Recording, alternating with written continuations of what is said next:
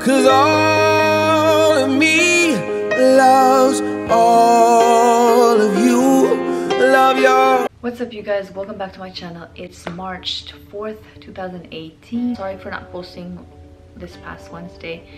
Again, life happens. Since March is known as the International Women's Day or Women's Month, why not dedicate this whole month talking about women and understanding women? But this video is dedicated to women, but it's beneficial to men, especially to those who are married. How to understand women. I know, it's very hard. When I was in university, I studied child development, family and consumer sciences child development, which means I studied a lot of family psychology and child psychology, basically from conception to death.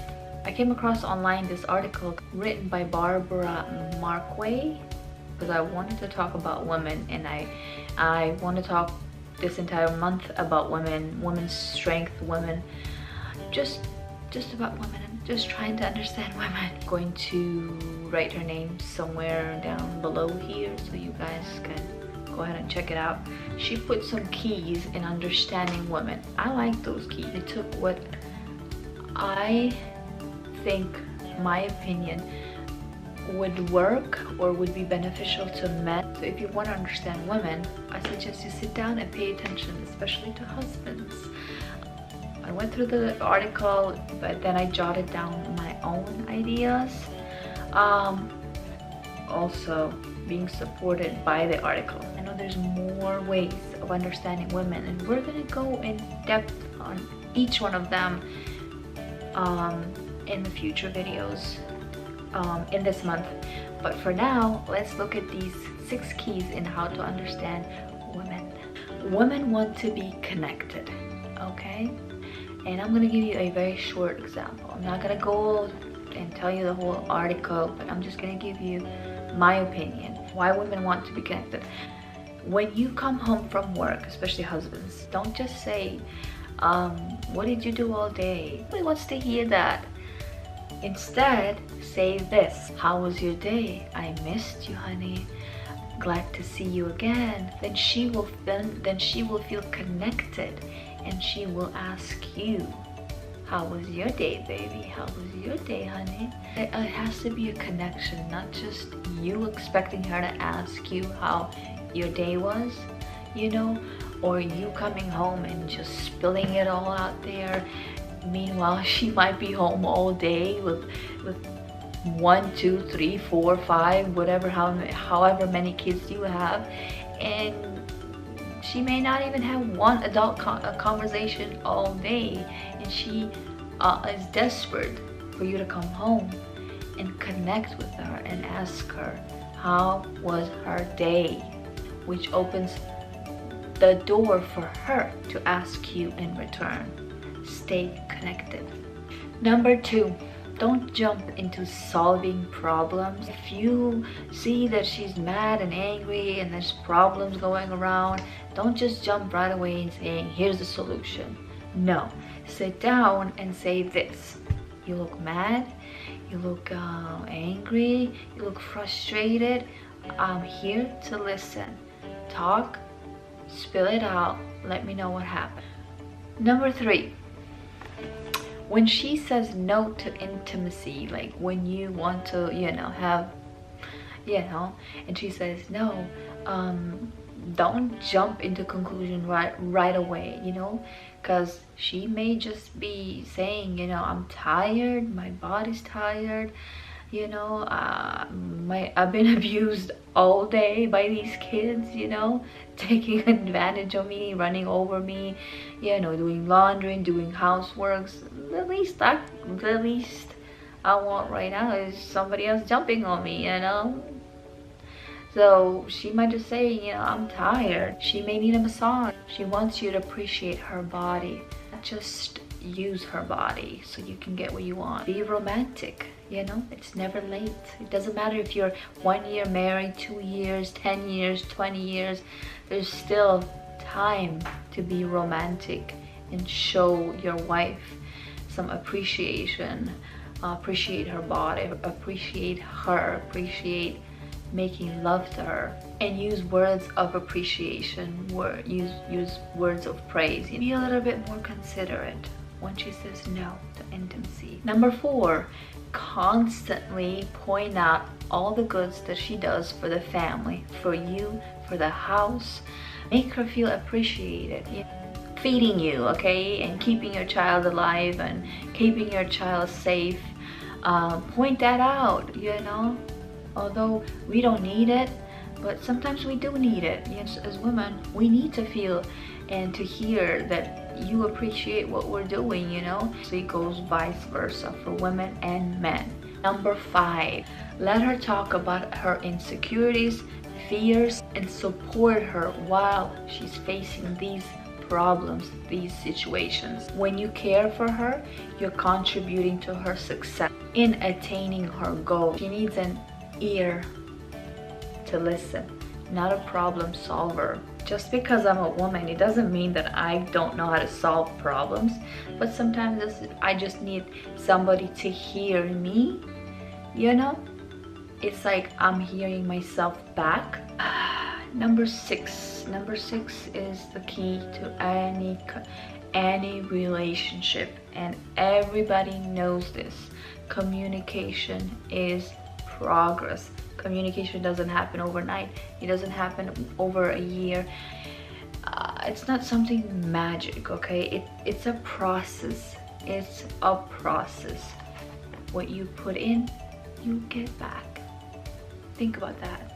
Remember that. When there are communication problems, that does not mean that you shut the door to the communication and just say, I can't talk to you.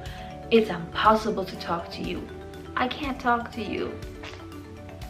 I just can't sit down and talk to you. No, those are signals that you have communication problems, which means you need to sit down and talk and say, let's sit down, baby.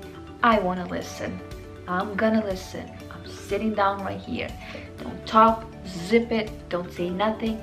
Just sit down and listen to her. Communication problems come when we don't talk.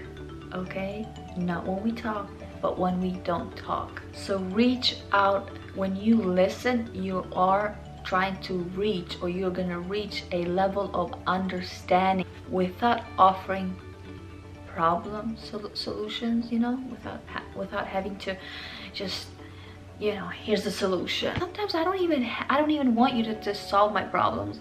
Sometimes we don't even want the problem to be solved. Sometimes the whole problem is that we need somebody to listen, to just sit down there, shut up and listen to us. So I know communication is different for everybody, you know. It depends on the way you were raised, depends on how your spouse or your partner was raised.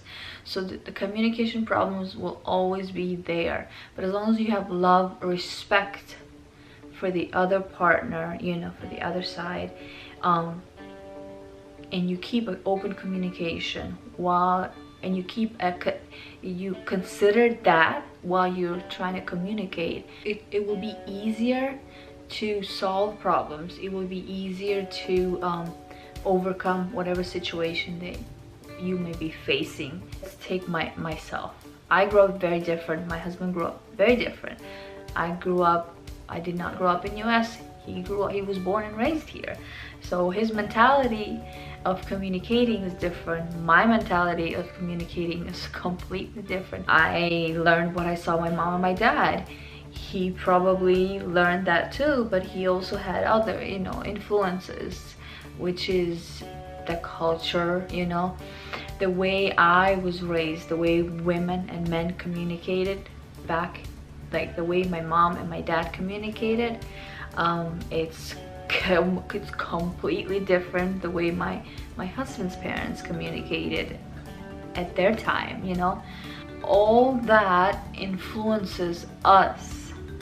But we, or women, or men, or couples, married couples, whatever, when you come together and you're trying to communicate, it's impossible not to bring in those ways of how you were raised and how you think you should communicate because you saw your parents or he saw his parents. So what I'm finding out is I will take the good the good ways of how my parents communicated, and my husband too, and we will use them. But everybody is different, because I'm a different individual, he's a different individual. The way I want to be communicated is very different than probably my mom wanted to be communicated, and the way he wants me to communicate to him is probably different the way his parents communicated with each other. So you have to find a way what works best, the way he wants to be communicated to, the way you want to be communicated to. So you have to find a common ground, a peaceful common ground, and considering each other's differences, considering each other's mentality, having respect at the same time, and that is when you will be able to communicate anything and solve anything without having to attack each other because you're not understanding me and I'm not understanding you and you give up. No, when there's when there's communication problems, you don't give up. Those are signals that you need to listen, you know, even if that person doesn't deserve, I may not deserve it, you know, because I have said something, he has said something, and then you just build a wall and you're like talking behind the wall to each other. No, that doesn't solve anything, because you end up in a broken relationship. You don't want that, you know.